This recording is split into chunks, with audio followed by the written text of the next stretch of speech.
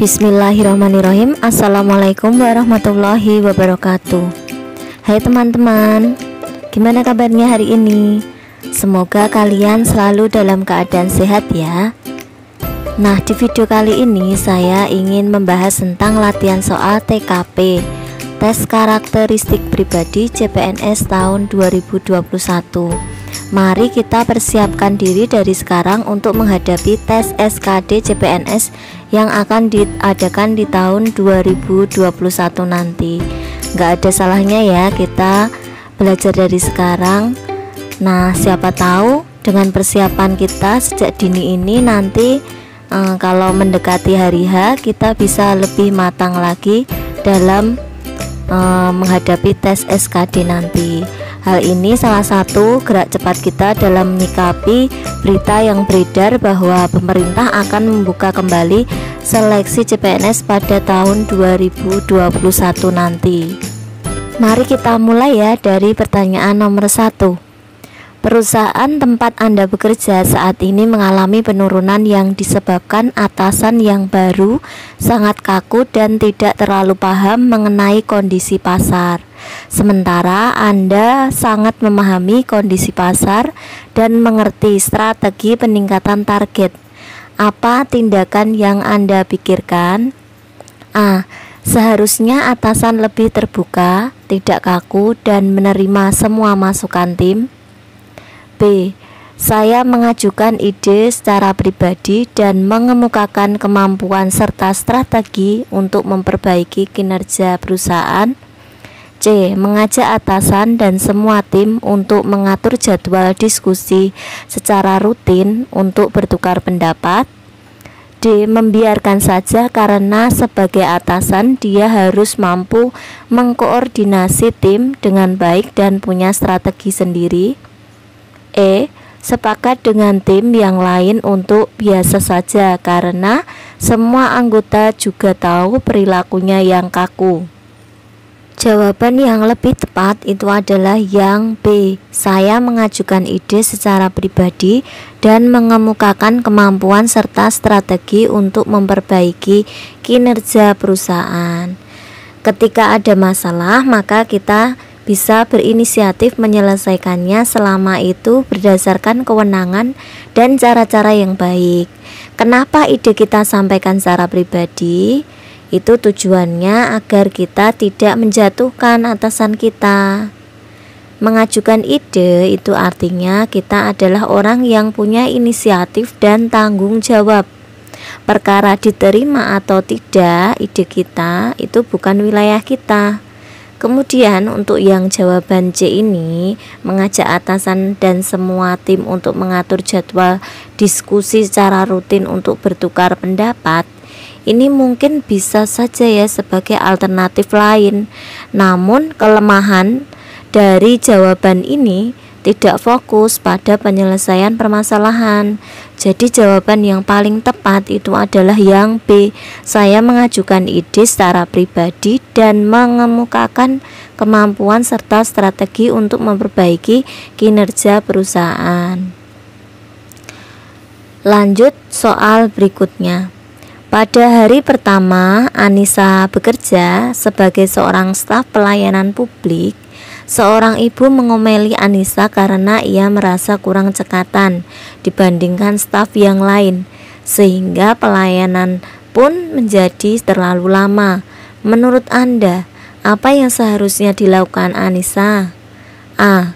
Meminta maaf dan mempercepat penyelesaian tugasnya. B. Berusaha mengendalikan diri sehingga tidak ikut terbawa emosi.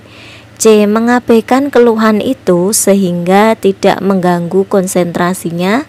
D. Menjelaskan bahwa pelayanan tersebut membutuhkan waktu.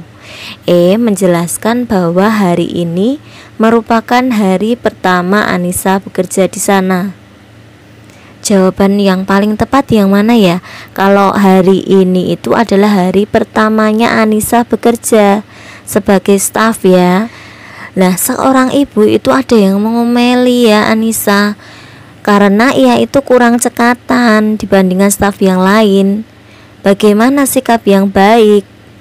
Ya, menurut Anda itu seharusnya itu Anissa itu bagaimana, apa yang akan dia lakukan dengan situasinya seperti ini ya. Yang paling tepat itu adalah yang A ya, meminta maaf dan mempercepat penyelesaian tugasnya.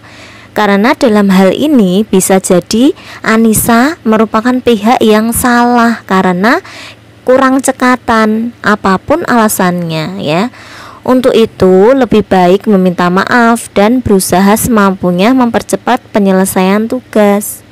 Jadi jawaban yang paling tepat karena di sini adalah hari pertama Anissa bekerja ya, jadi maklum jadi kita harus menjawabnya dengan ini tadi ya, A, meminta maaf dan mempercepat penyelesaian tugasnya.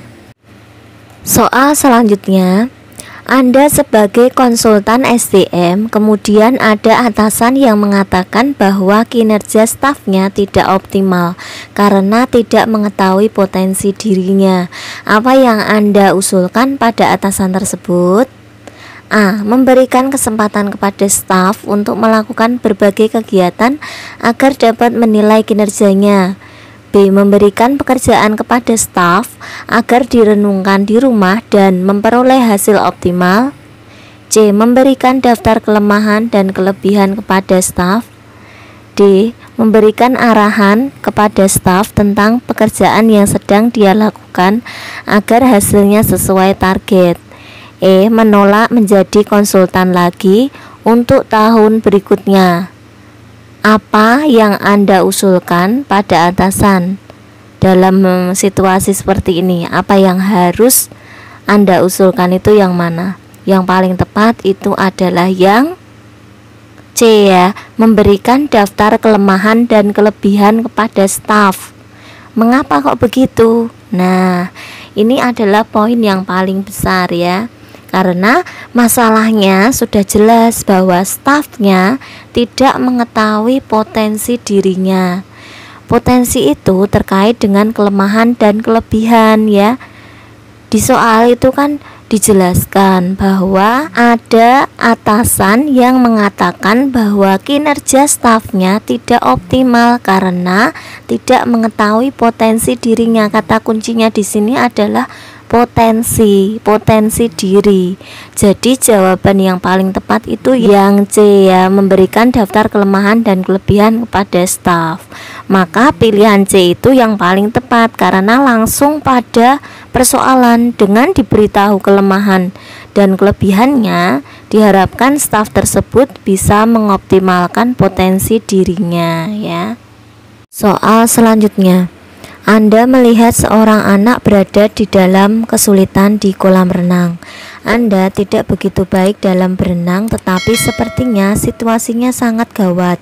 Sikap Anda: A. Melompat ke dalam kolam renang dan yakin Anda dapat mengatasi hal tersebut. B. Berlari mencari penjaga kolam renang meskipun akan terlambat ketika Anda kembali. C. Mencoba untuk melempar tali kepada anak tersebut. D. Berteriak minta tolong dan berharap penjaga kolam renang mendengar teriakan Anda. E. Berteriak kepada anak tersebut untuk tenang supaya tidak semakin tenggelam. Jawaban yang paling tepat adalah yang C. Mencoba untuk melempar tali kepada anak tersebut. Mungkin banyak yang memilih jawaban yang A ya, melompat ke dalam kolam renang dan yakin Anda dapat mengatasi hal tersebut. Tapi dalam soal itu dijelaskan bahwa Anda tidak begitu baik dalam berenang, sehingga jika kita paksakan melompat ke kolam renang, justru si anak tidak bisa diselamatkan dan kita pun bisa berada dalam situasi yang tidak baik. Langkah terbaik adalah melempar tali kepada anak tersebut. Kita langsung memberikan tindakan pertolongan, namun tidak membahayakan diri kita sendiri. Selanjutnya, ketika saya melihat mobil minibus yang menabrak seorang pelajar SD, kemudian si pengemudi melarikan diri atau tabrak lari, maka saya A. Mengambil telepon dan melaporkan Satlantas. B. Pergi begitu saja karena akan menghambat pekerjaan dan profesi saya. C. Bersedia menjadi saksi dengan menghafal ciri-ciri kendaraan serta pengemudi. D. Menyuruh orang yang berada di tempat kejadian agar anak tersebut segera dibawa ke rumah sakit. E. Mengejar mobil tersebut sampai ketemu. Jawaban yang paling tepat yang skornya tinggi itu adalah yang A. Mengambil telepon dan melaporkan Satlantas. Bahwa kita wajib menolong dan peduli, namun harus dengan cara-cara yang tepat. Mengambil telepon dan melaporkan Satlantas saat melihat tabrak lari adalah langkah pertama yang harus Anda lakukan. Langkah ini sangat penting dan untuk mengerjakannya hanya perlu beberapa menit saja. Selanjutnya Anda bisa fokus ke korban. Jadi jawaban yang tepat adalah yang A. Mengambil telepon dan melaporkan Satlantas. Alhamdulillah, mungkin cukup sekian video dari saya. Semoga bermanfaat. Wassalamualaikum warahmatullahi wabarakatuh.